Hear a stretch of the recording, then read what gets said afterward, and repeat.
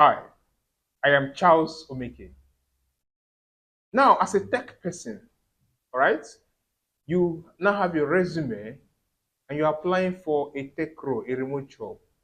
One of the main things they will ask you is submit your portfolio. Now, why would they ask you to submit your portfolio? The employer wants to know and assess what you can do, your accomplishments, the projects you have done, and they assess you properly beyond your resume. So what's a portfolio? A portfolio is just a collection of you about you, right? Your abilities, your skills, and the projects, all right, you have undergone. So it's beyond just your resume, it's a broader section of assessing what you can do. So this is actually quite needed by employers if you're applying for a role online or offline. Now, as a tech person, what are the major things that should be in your portfolio? Now, in your portfolio, the first you should have is the about you. You are going to have an introduction, like more like a professional summary about yourself, right? And in this section, you also include links to your social media handle, your LinkedIn profile, also your contact details can also be there. And you explain in summary holistically what you can do, the number of experience you have gotten, and how you have assisted organizations solve their problems. Right? Next one I talk about is your best work, the projects. You can call it projects or case studies. Right? Your projects one, two, three.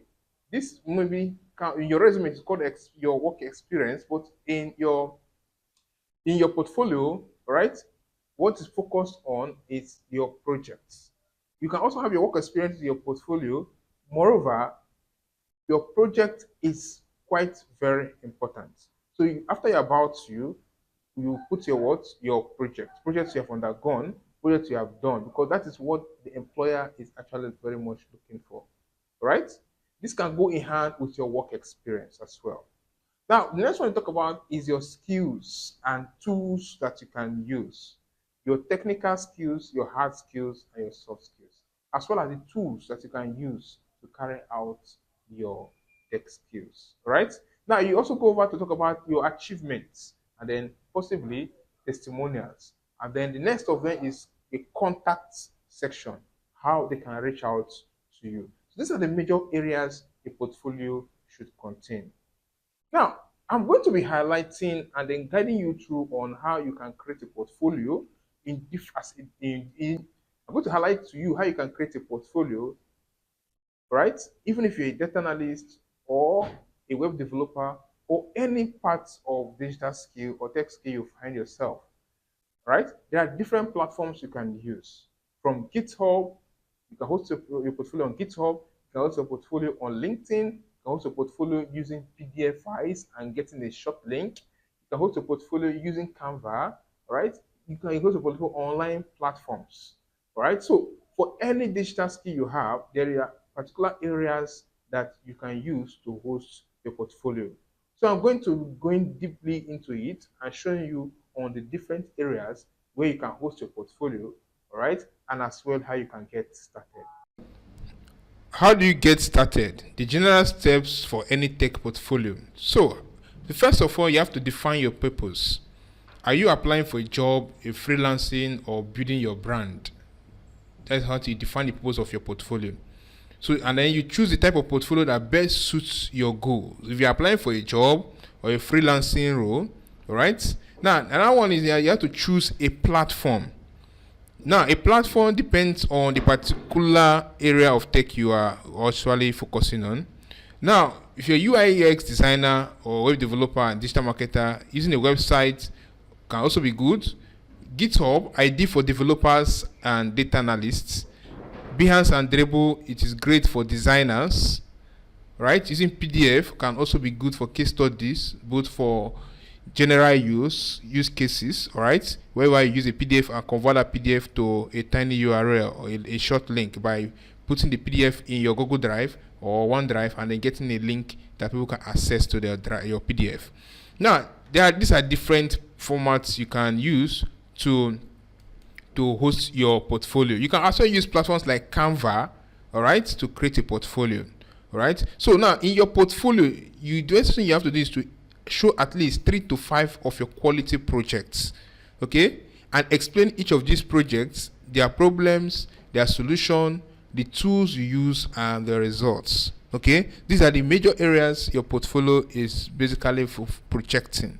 Okay, now you also provide links to live demos, or if it's a code, the code repositories. All right, another place you have to do is to highlight your skills and tools. All right, like I said, include your testimonials and achievements, and make it able to contact you. Now, for different areas,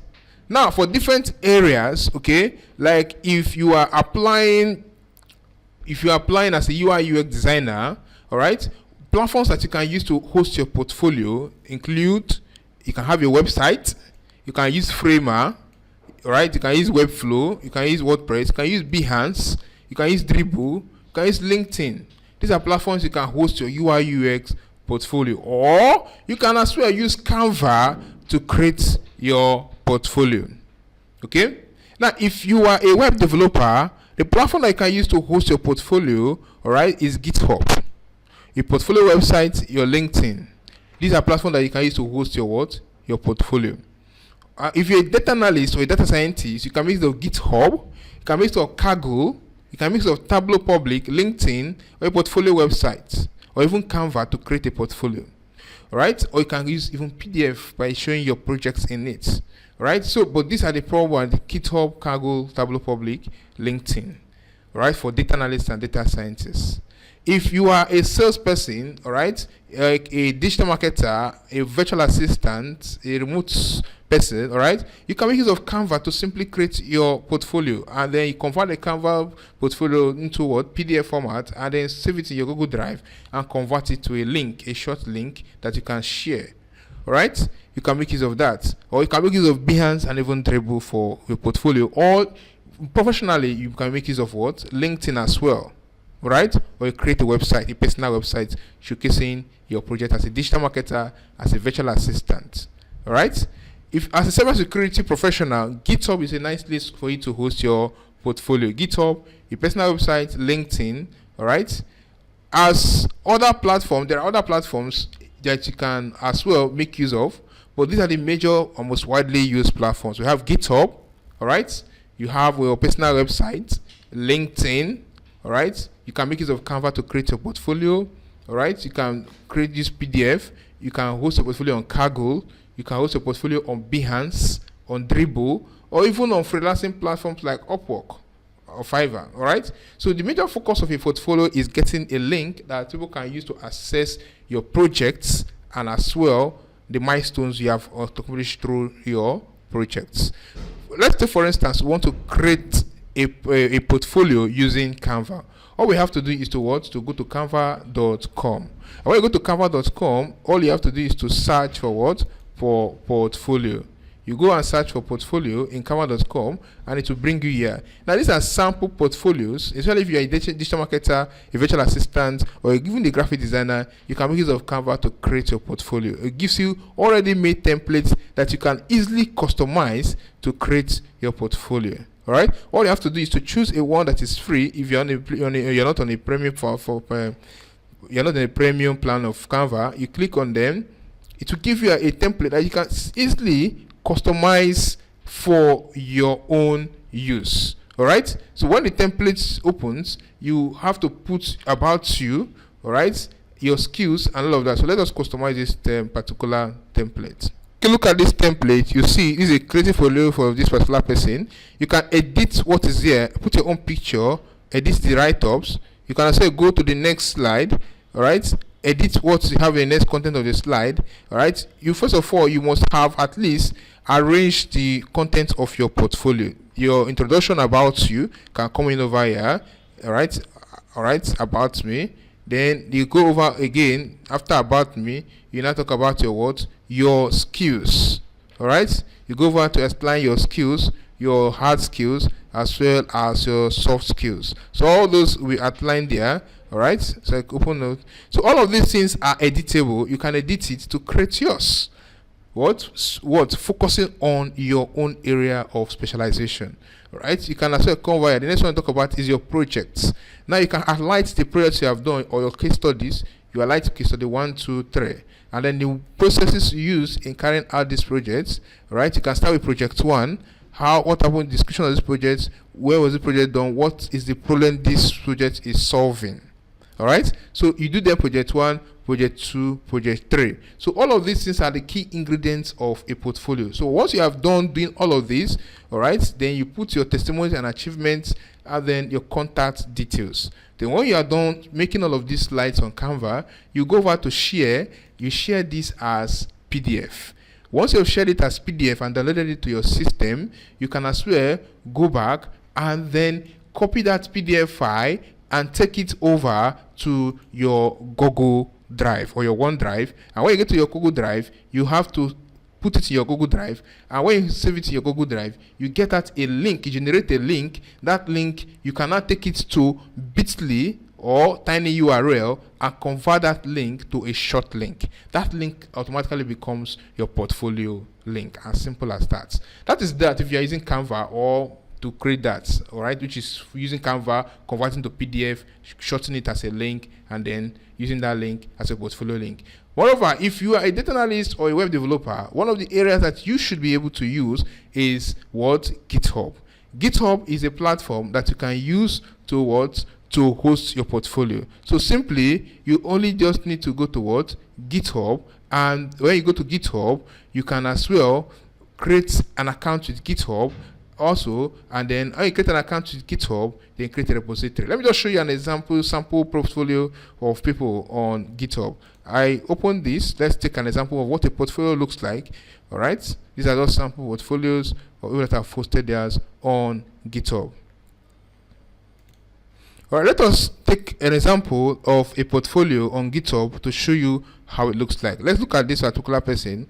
All right, a front-end engineer and UI UX designer. Let's look at how his portfolio is done and how it is created. So this is just more like a portfolio website, all right, on GitHub. So we have here, I'm Adiola Dodora, a software engineer currently focused on building user experience that drive growth. You have the picture here.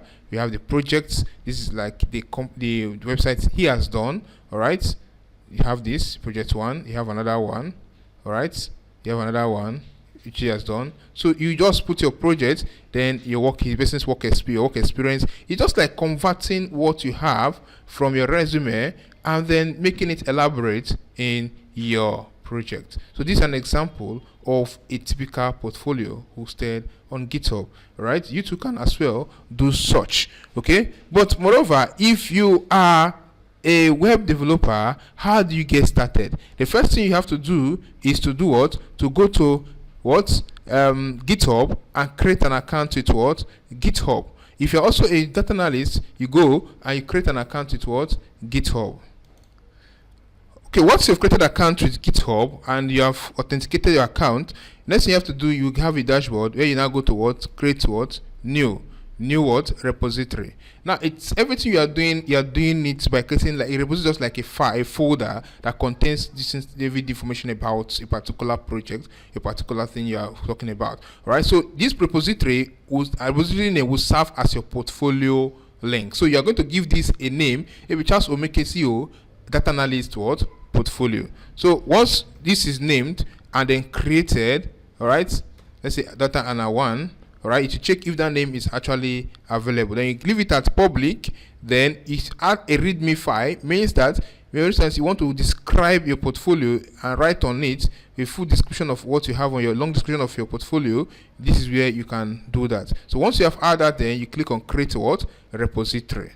So once your repository has been created, alright, once the repository has been created, alright, you can now come over to where you have the readme file and then give a description of your portfolio. Alright, if you're a data analyst, this is quite the easiest way you can do this. But if you're a web developer, all you have to do is that you build your portfolio. As a web developer, you build your portfolio using HTML, CSS, and JavaScript, and then import it onto your repository.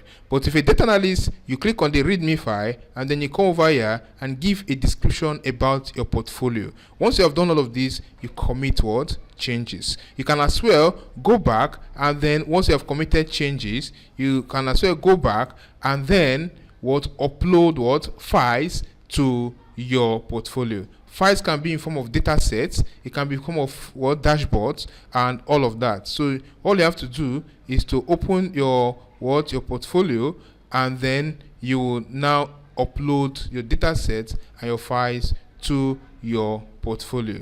All right. So as a data analyst, as a web developer, GitHub is a very important part that you use to create your portfolio. All right. So I'm going to go further. Now, if you're a graphics designer or a UI UX designer, all right, one of the platforms you can be using to create a portfolio is Dribbble and Behance. All right, Dribbble and Behance are design communities or platforms where communities of designers and creatives gather. All right, so it's a community. So this is a reliable community that you can create an account with Dribbble. When you create an account with Dribbble or Behance, then you can host your portfolio in this platform. They give a dashboard. In your dashboard, all your projects can as well be imported into the dashboard, and then you'll be given a portfolio link that you can share, and people can access everything about your work and your projects. All right, so these are just a few areas that you can use to create your portfolio. There are other platforms that can give you the link to create a portfolio. Like if you're a data analyst, you can make use of Kaggle. Kaggle is a community for data analysts. All right, you can have an account with Kaggle, import your data set there and about you, and share the link as your portfolio. All right. Now, very importantly, a platform that everyone should actually have is LinkedIn. LinkedIn is the professional platform that you can use to host any form of portfolio that you intend to host. So once you have created your LinkedIn account, you optimize your LinkedIn account, import all your details to your LinkedIn account, your headline, your description about you, and all of that. Right? There are subsections that talked about what this is called art section, where you will now put your projects. All right. Once you have done all of this, adding your project, adding your work experience and your skills, both your hard and soft skills, all right, you can now copy the URL of your LinkedIn profile and share as your portfolio. These are ways you can do to create your portfolio. The good thing about it is that you are actually, so once you have created you've done every optimization of your portfolio on LinkedIn, you have added sections, that is your project section, imported images of your project and data sets or any form of data you want to put your project. You will now go over to your account where you will now copy your profile link. It's a profile link that you copy that you can now share to people as your portfolio link. All right. So this is just a simple way that you can use to create a portfolio. All right. Now, LinkedIn is quite a very important area that everyone should take very serious, because that is where you get very much visibility, all right, and connections. In fact, it is one of the platforms that you can easily get people to reach out to you for jobs. Okay. So at point, this is a platform that I encourage all of you to, as much as possible, to be available. No matter the tech skill you are doing, LinkedIn is a platform that you should as well optimize, all right, and use as your first and most important point of call. Right? So thank you very much. These are just a few tips to help you in creating a portfolio. See you in our next video, as I will be sharing to you in depth or in other details on how you can create some different forms of portfolios. Subscribe, share this video. See you.